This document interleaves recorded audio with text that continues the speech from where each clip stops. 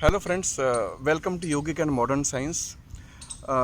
आज हम लोग किसी दूसरी जगह आए हैं और बहुत इम्पोर्टेंट टॉपिक है चर्चा करने के लिए।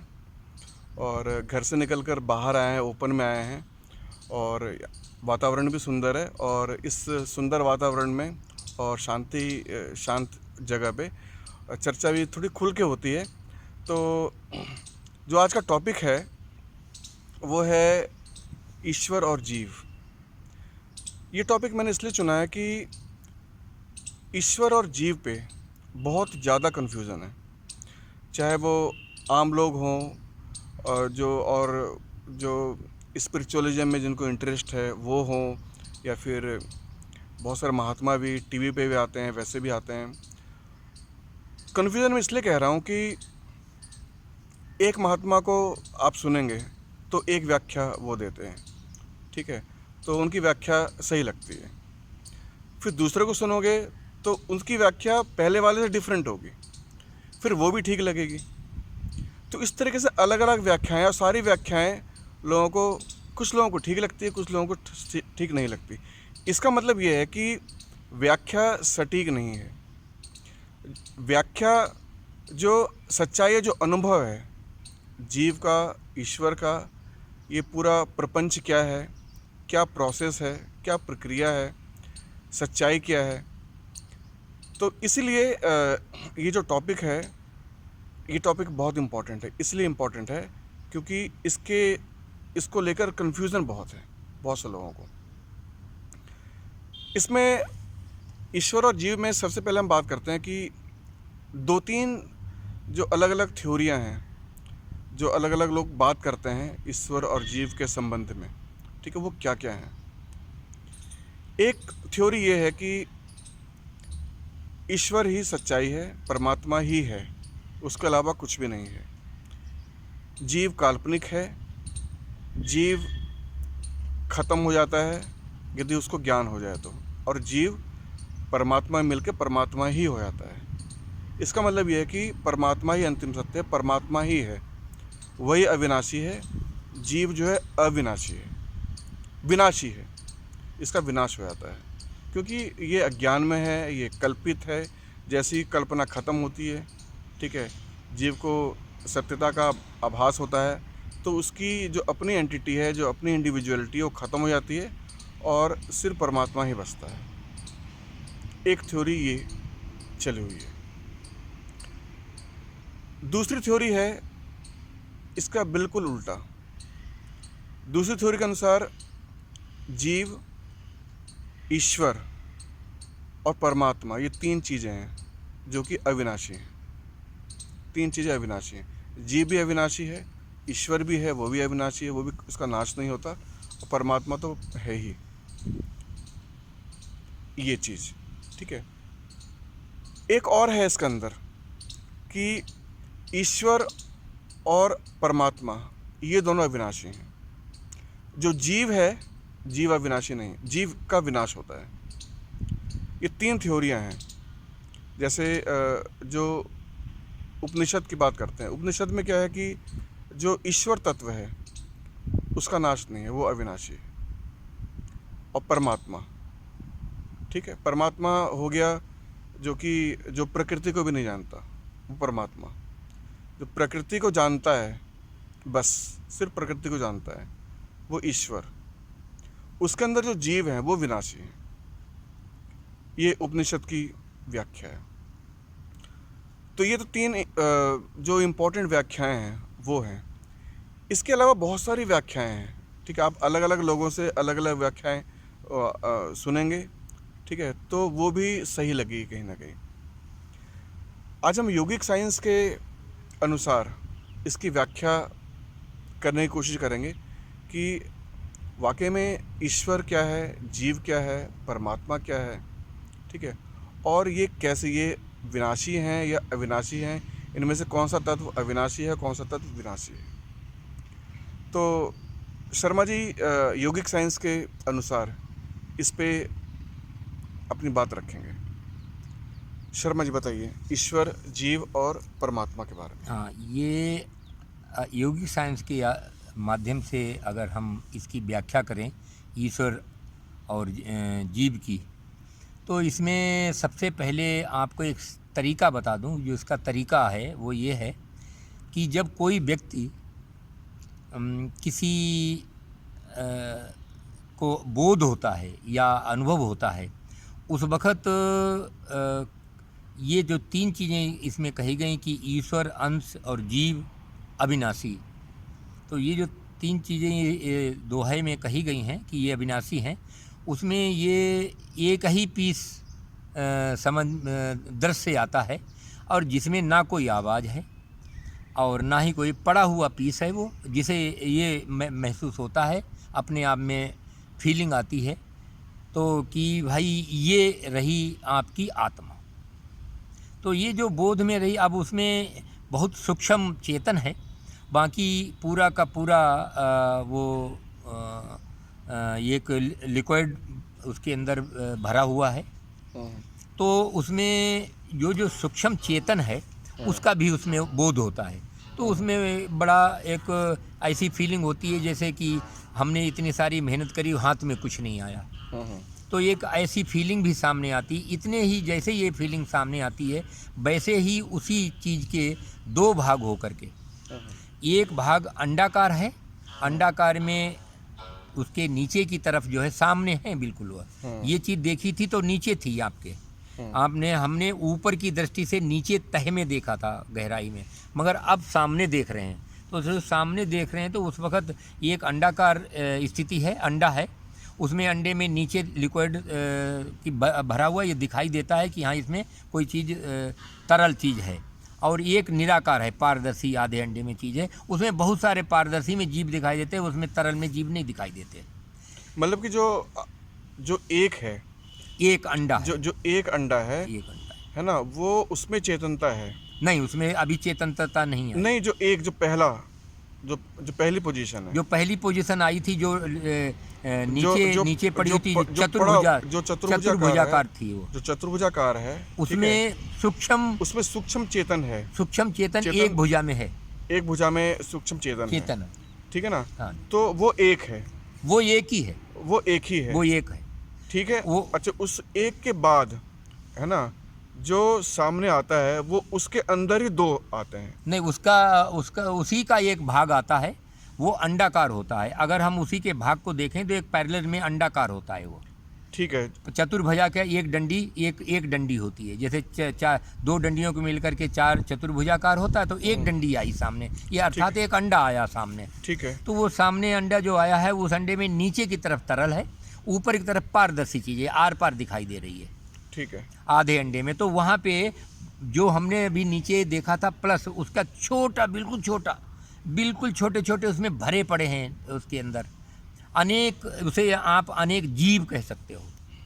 तो अनेक जीव उस निराकार में भरे हुए हैं, ये चल नहीं रहे हैं, बस उसमें रुके हुए हैं।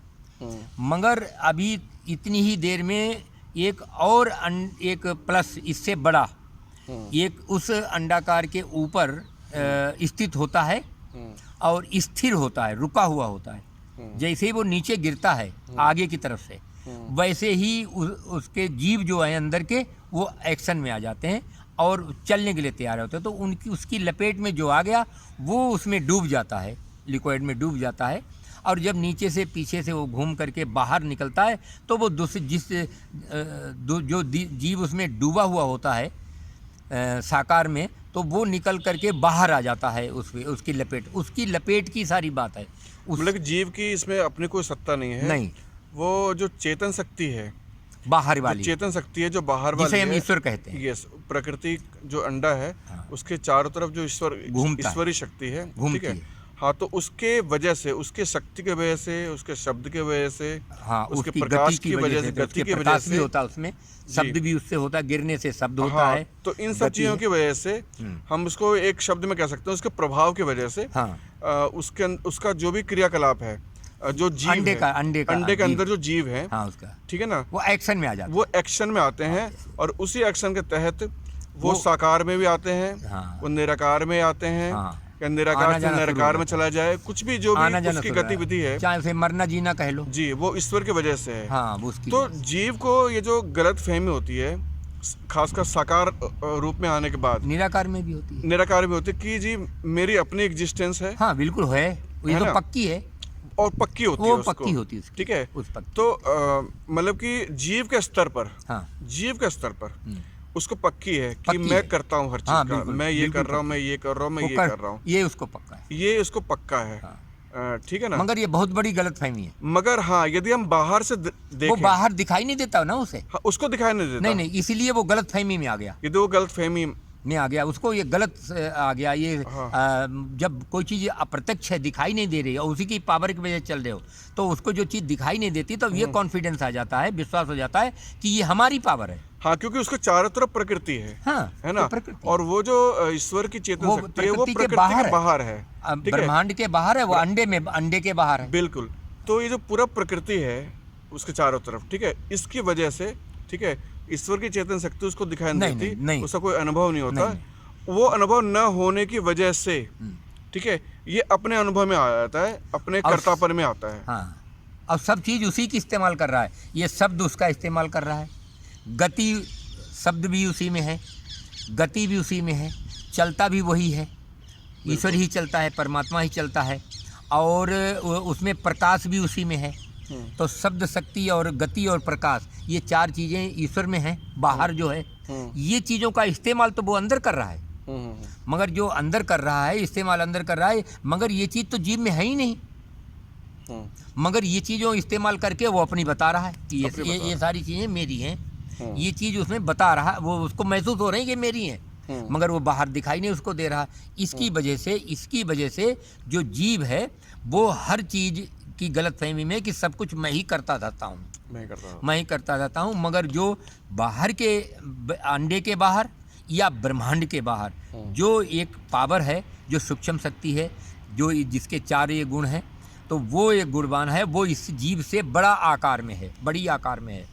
मगर जो वो हमने अपने जीव आत्मा का बोध किया था, उससे तो कई गुना वो छोटा है। ईश्वर जिसे हम कहते हैं उससे कई गुना छोटा है।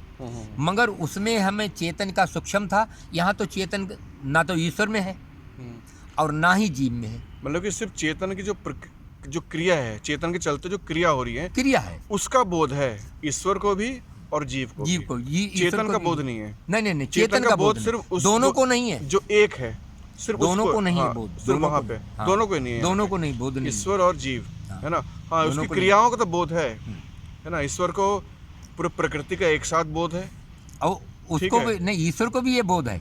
ईश्वर को ये बोध होता है कि मैं अपनी गति, शब्द, शक्ति और प्रकाश से मैं ये ब्रह्मांड को मोड़ रहा हूँ और इन जीवों को चला रहा हूँ और साकार से निराकार हो रहा हूँ। ये चीज़ उसको पता चल रही है कि मेरी वजह से अंडे के अंदर सब चीज़ें चल रही हैं, मगर अंडे के अंदर वाले जीवों को ये पता नहीं चल रही कि बाहर की वजह से हम चल रहे हैं। तो बोध तो दोनों को हो रहा है, ईश्वर को भी तो बोध हो रहा है कि मैं चला रहा हूँ ये ब्रह्मांड को, या अंडे को मैं चला रहा हूँ।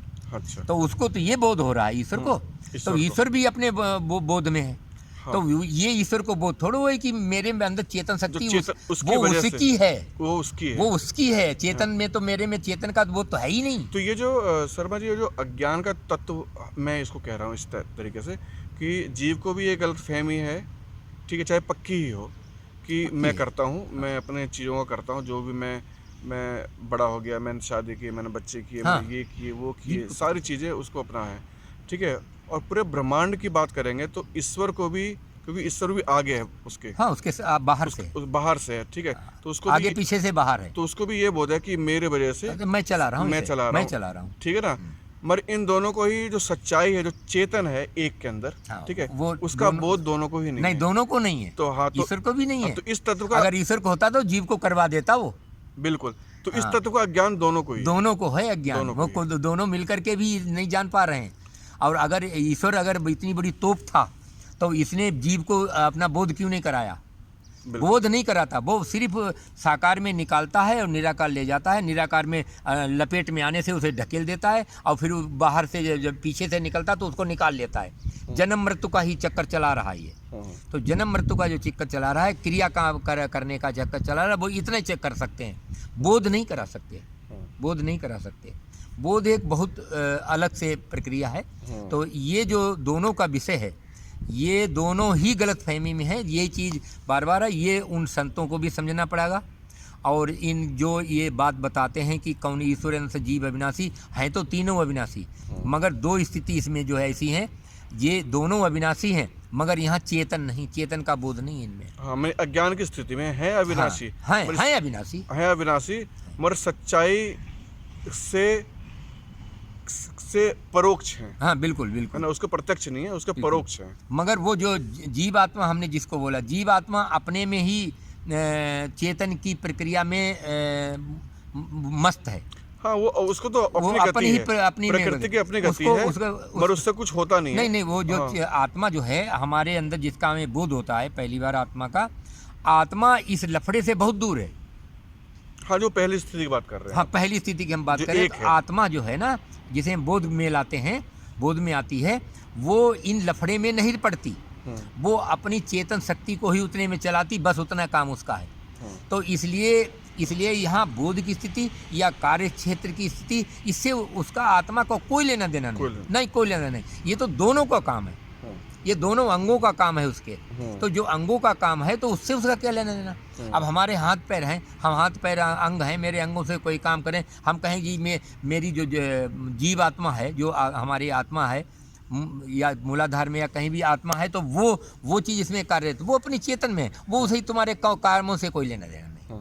तो ये दोनों ईश्वर और जीव से उसे उसका कोई सारोकार नहीं। वो अपनी चेतन प्रक्रिया तुम्हारे पास भेज रहा है तो भेज रहा है, तुम अपनी ही उसकी पावर है। उस चेतन से तुम क्या कर रहे हो, दोनों मिलके क्या कर रहे हो, तो ये तुम जानो, तुम्हारा काम जाना है। ये सिस्टम है उसमें। चलिए ठीक है फ्रेंड्स, तो ये तो रही जीव, ईश्वर और जो एक है, ठीक है, इसकी व्याख्या योगिक साइंस के अनुसार शर्मा जी ने बहुत अच्छी तरह से बताया कि तीनों ही अविनाशी हैं। जो एक है वो तो है ही अविनाशी। ईश्वर जो पूरी प्रकृति को जानता है, प्रकृति को कंट्रोल करता है, और जो प्रकृति के अंदर जो जीवात्माएं हैं, ठीक है, तीनों ही अविनाशी हैं। मगर जीव और ईश्वर दोनों ही सच्चाई के परोक्ष हैं, चेतन को नहीं जानते। हाँ, उससे जो उनकी प्रक्रियाएं चल रही हैं, उनको ये बोध हो रहा है कि मैं कंट्रोलर हूँ, मैं कर रहा हूँ, ठीक है, ये उसी से हो रहा है, उस चेतन प्रक्रिया से हो रहा है, ठीक है, जिसको दोनों ही नहीं जानते। तो यहाँ पे दोनों ही इस दृष्टि से अज्ञान की स्थिति में है, इस दृष्टि से, ठीक है। बाकी तो ज्ञान की दृष्टि में है, क्योंकि वही कंट्रोल कर रहे हैं, पूरी प्रकृति को ईश्वर कंट्रोल कर रहा है, और यहाँ पे हम जीव हैं तो अपने चीज़ों को हम कंट्रोल कर रहे हैं, ठीक है ना। मगर सच्चाई ये है कि जो सारी जो सत्ता है वो उस चेतन शक्ति से आ रही है, जो एक के अंदर। तो नेक्स्ट टाइम हम अगले टॉपिक पे बात करेंगे, और इसी टाइप का टॉपिक होगा जहाँ पे लोगों को काफ़ी कन्फ्यूज़न है, और उसको हम कोशिश करेंगे कि योगिक साइंस की दृष्टि से उस पर बात की जाए। Thank you friends.